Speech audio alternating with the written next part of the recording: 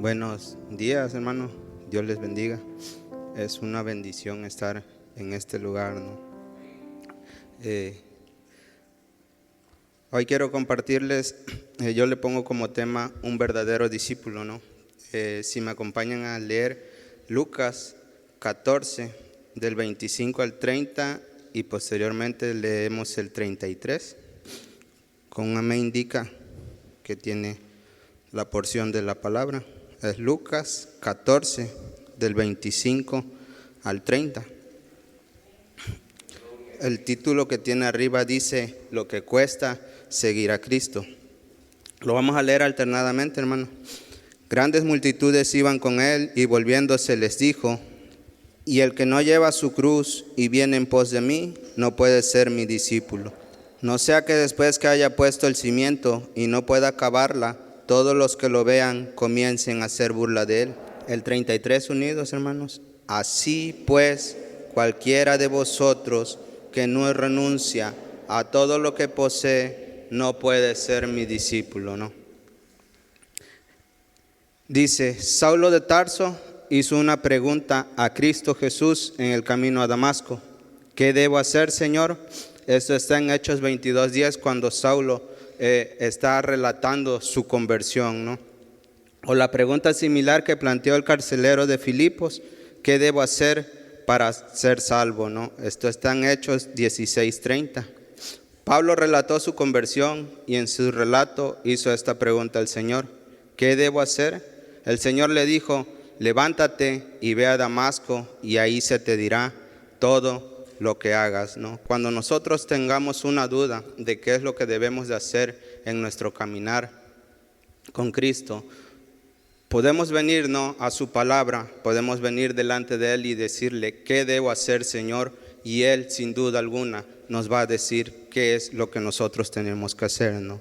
Jesús nunca ocultó el hecho de que su religión incluía una exigencia a la vez que una oferta. En efecto, la exigencia era tan absoluta como gratuita la oferta. Sí, Él ofrecía a los hombres su salvación, pero también exigía su sumisión. En ningún momento animó a quienes quisieran seguirlo sin estar dispuestos a calcular el costo del discipulado. Jamás presionó a ningún postulante. Jesús nunca le ocultó a ninguno de los discípulos qué era lo que Él exigía. Desde un principio Él marcó la pauta de cómo tendría que ser el que lo quisiera seguir. A nadie obligó para que lo siguiera.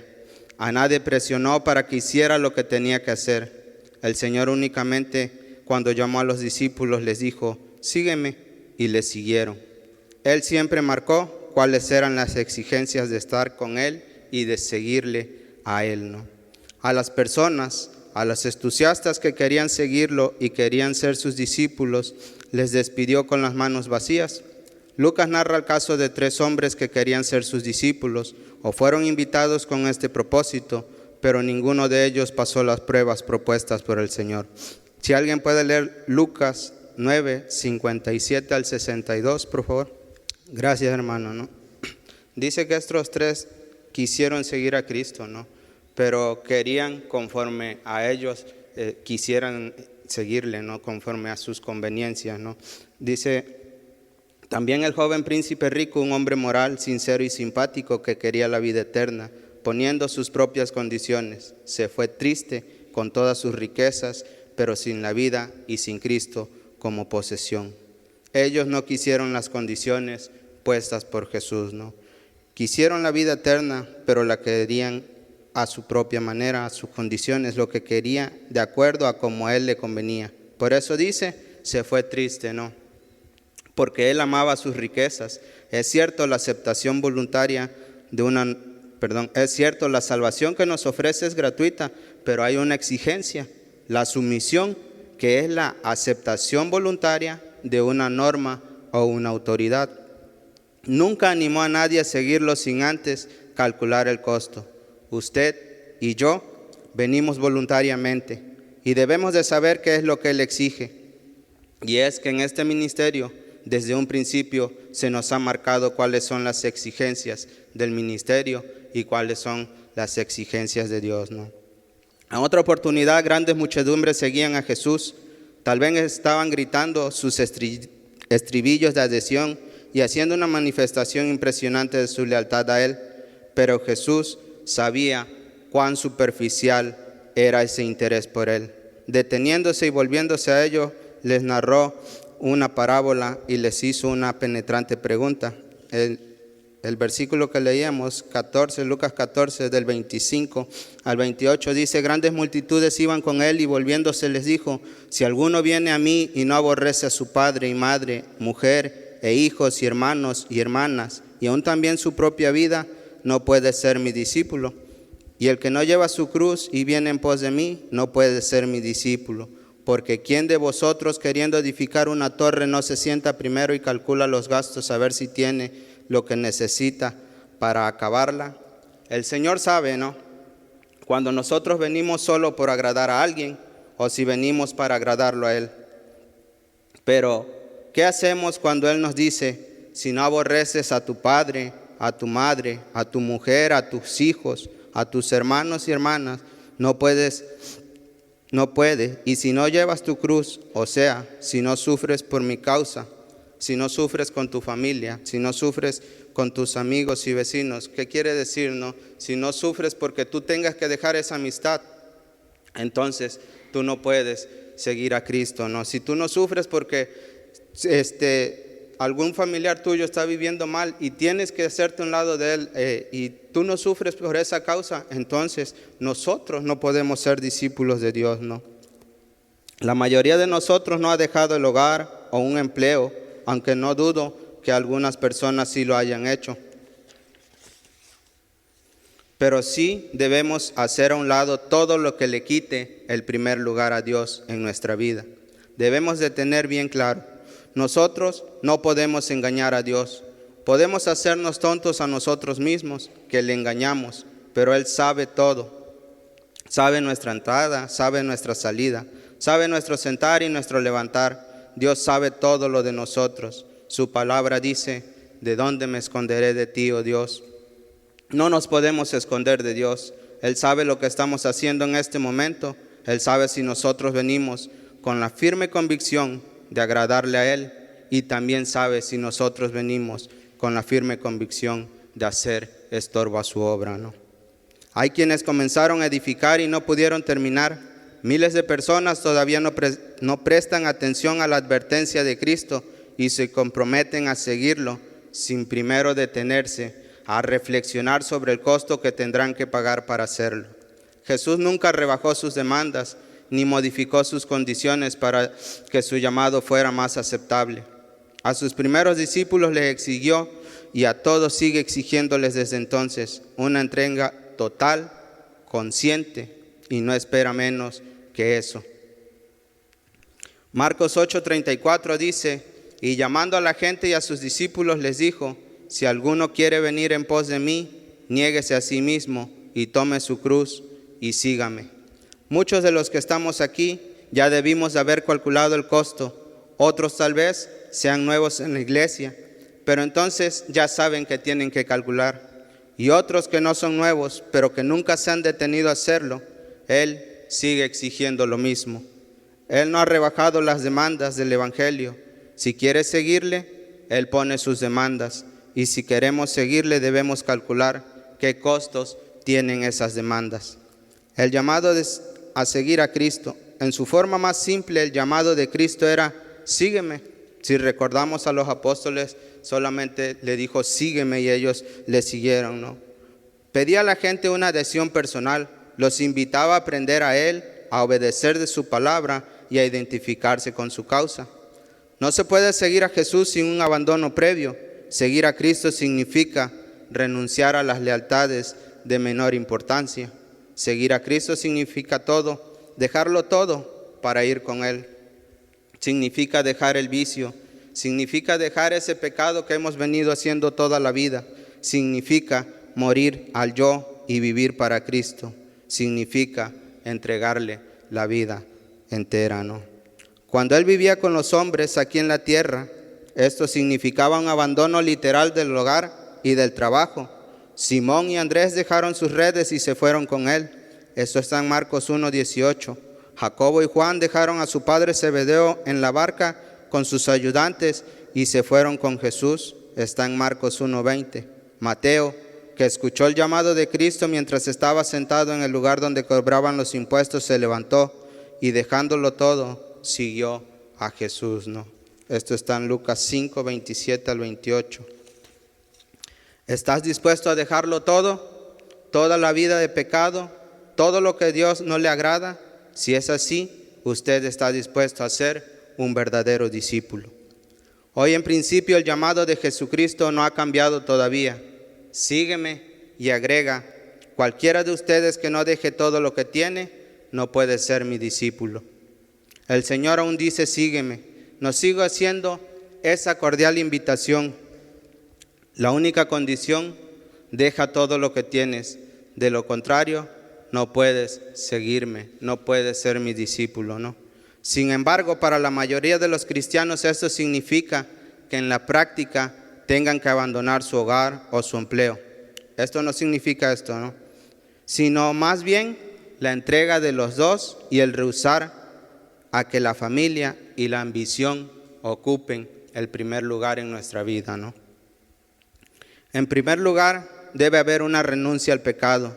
Esto es, en una palabra, el arrepentimiento. Es el primer paso de la conversión cristiana. No podemos seguir a Cristo sin antes haber abandonado el pecado. El arrepentimiento es un alejamiento definitivo de todo pensamiento, palabra, acción o acto que sabemos que es malo. No basta sentir remordimiento de conciencia o pedir disculpas a Dios. El arrepentimiento no es fundamentalmente un asunto de emoción o de palabras. Es un cambio interior, un cambio de actitud hacia el pecado, que a su vez conduce a un cambio de conducta. Renunciar al pecado es el primer paso, y si no lo podemos dar, entonces no podemos seguir a Cristo. El arrepentimiento no es solo decir lo siento, sino un cambio total en nuestra vida y en nuestro corazón, ¿no? En nuestra vida puede haber pecados a los que nos parece que nunca podremos renunciar. Pero cuando clamamos a Dios que nos libere de ellos, tenemos que estar dispuestos a abandonarlos. Si estás en duda en cuanto a lo bueno y a lo malo que debes de retener y a lo que debes dejar, guíate por la enseñanza de la Biblia y los dictados de tu conciencia, y Cristo te guiará gradualmente en el camino de la rectitud, ¿no? Siempre que tengas duda, ve a la Biblia, busca una persona que sepas que realmente está buscando de Dios. Y tu conciencia es un buen indicador acerca de lo bueno y lo malo. Pero siempre que nosotros queramos arrepentirnos de un pecado que hemos venido haciendo, debemos saber que debemos de estar dispuestos a dejarlo.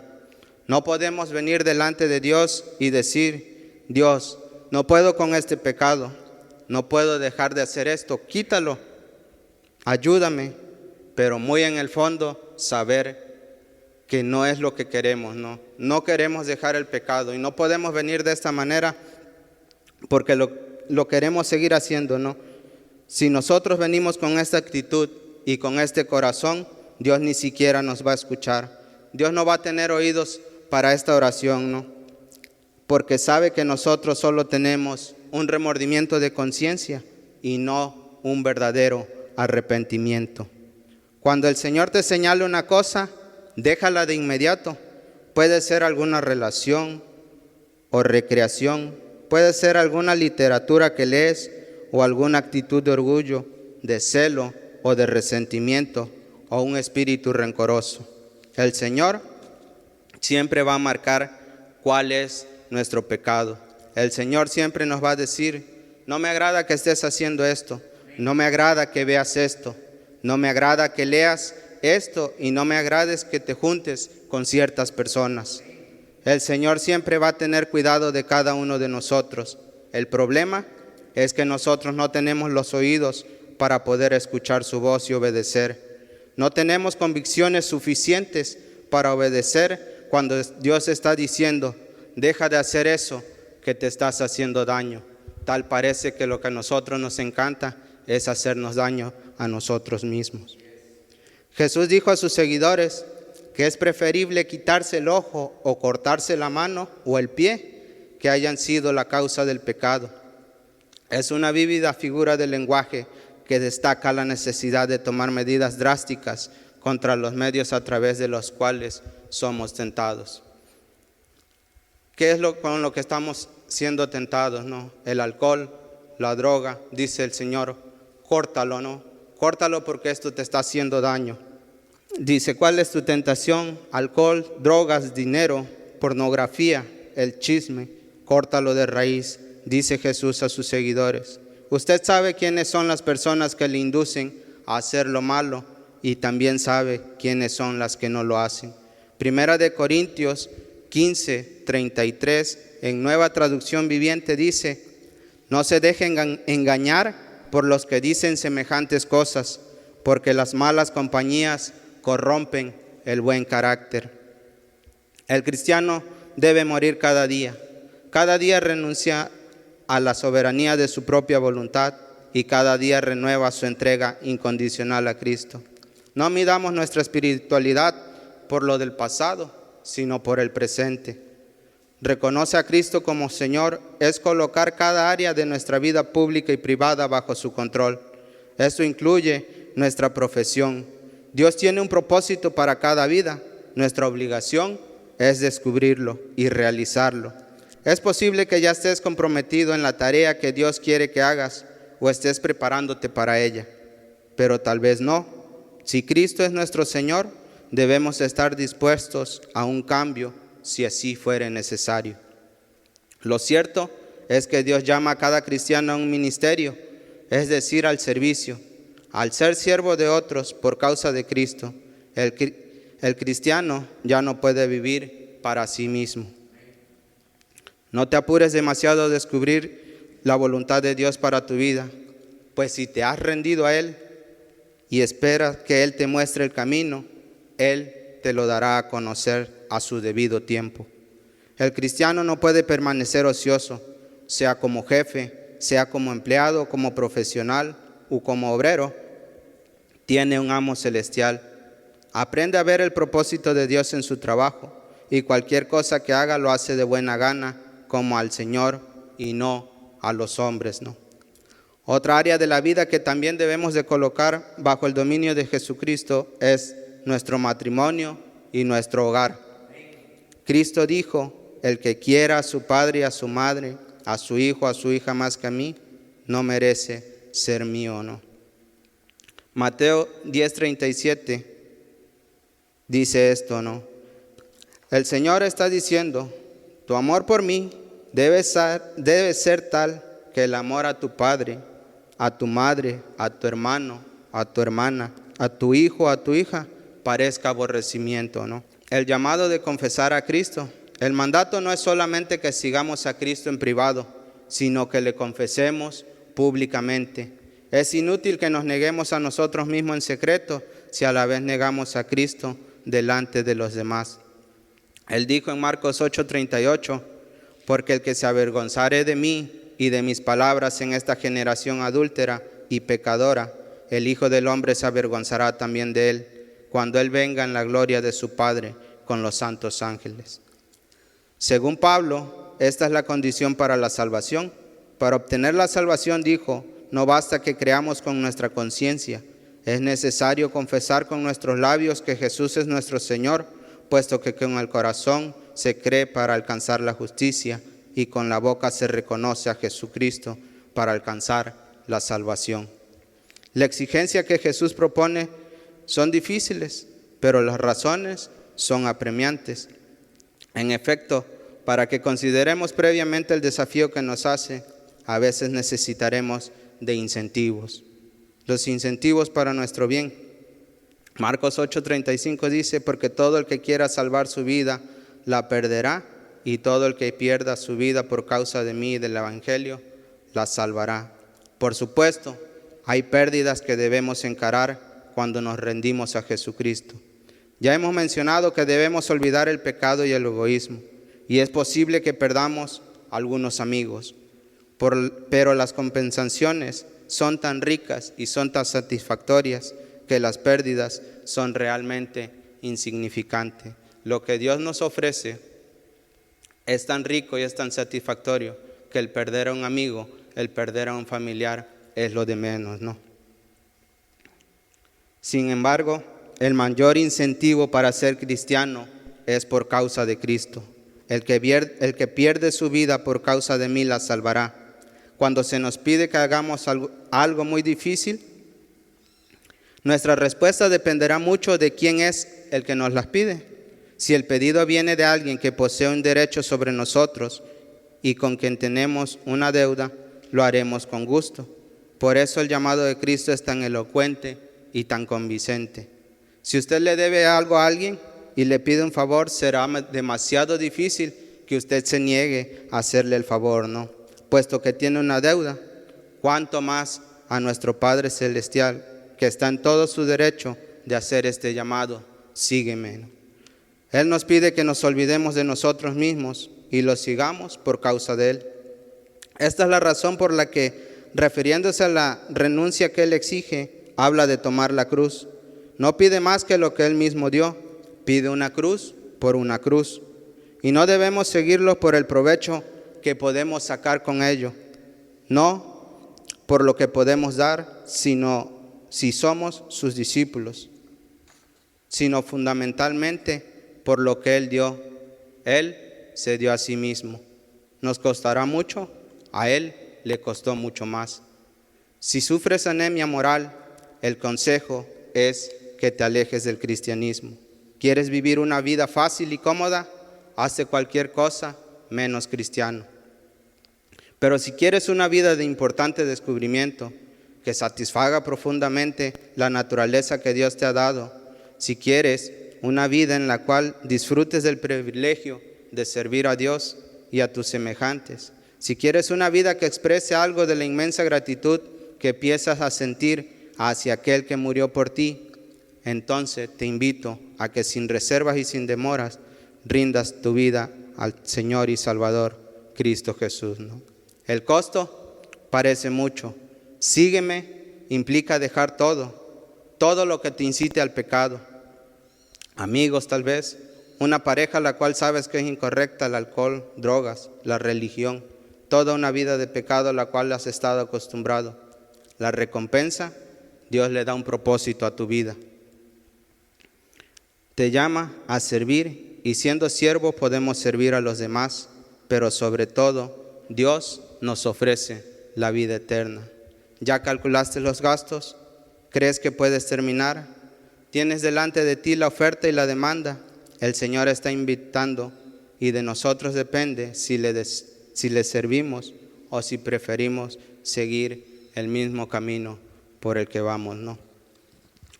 Es todo, hermanos. Espero que sea de bendición. El Señor nos habla, ¿no? Nos habla claro cuando dice que nosotros debemos de seguirle a Él, ¿no? Que nosotros debemos de estar confiados en Él. Gracias, Señor. Dice la palabra del Señor: Jehová te bendiga y te guarde. Jehová haga resplandecer su rostro sobre ti y tenga de ti misericordia. Jehová alce sobre ti su rostro y ponga en ti paz. Y pondrán mi nombre sobre los hijos de Israel, y yo los bendeciré. Gracias te damos, Padre mío, por la dicha tan grande que tenemos de congregarnos. Gracias, Señor, por tu pueblo, por tu iglesia. Bendícenos, Señor, guárdanos. En el nombre de Jesús te lo pedimos, y que ayudes a los hermanos que van a venir a hacer faena, a trabajar, que nos ayudes también en la oración. Ayúdanos en todas las cosas. Que la bendición tuya, Señor, sea con cada uno de nosotros. En el nombre de Jesús, amén. Que el Señor les bendiga.